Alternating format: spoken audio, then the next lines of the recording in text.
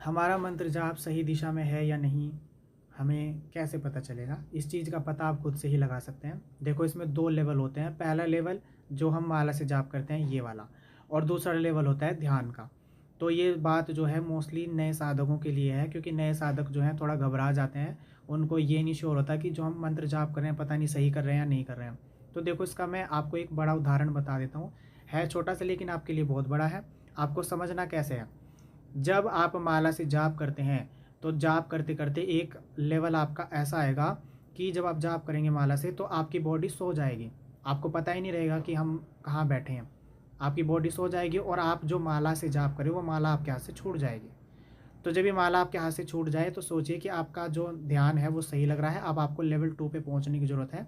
और वो लेवल 2 क्या है? आपको ध्यान लगाने की भी आवश्यकता है। वही मंत्र जिसका आप जाप कर रहे हैं वही आपको गाइड कर रहा है कि अब आप ध्यान भी लगाइए। आप लेवल 2 पर पहुंच गए हैं।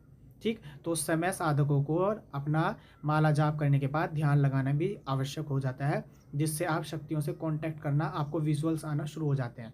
जब आप ध्यान लगाते हैं तो आपको केव्स वगैरह, केव्स जो गुफाएं होती हैं ध्यान में, वो दिखने लगेंगी। आपको अलग अलग तरीके के रंग दिखने लगेंगे। लेकिन ये सिचुएशन तब होगी जब आप माला जाप के बाद ध्यान लगाना शुरू करेंगे।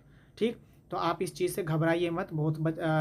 जो साधक है नए नए, वो सोचते हैं कि नकारात्मक शक्ति के द्वारा हमारी माला छूट गई। ऐसा नहीं है। आपकी बॉडी उस ध्यान की अवस्था में आकर सो जाती है, इसलिए ऐसा होता है। तो ये नेगेटिव नहीं है, पॉजिटिव है। और आपको अब ध्यान लगाना चाहिए।